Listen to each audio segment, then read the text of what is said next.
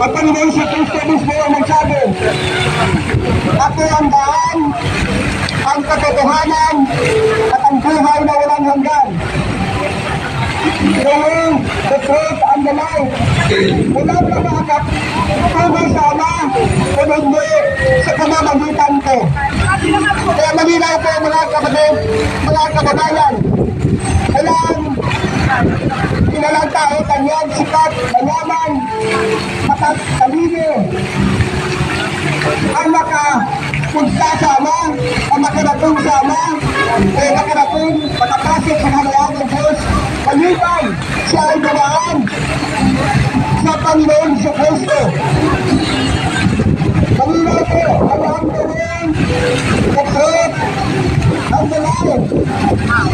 No one will come to the Bible except my way. Panginoon sa Kristo naman ang daan ng kaligtasan.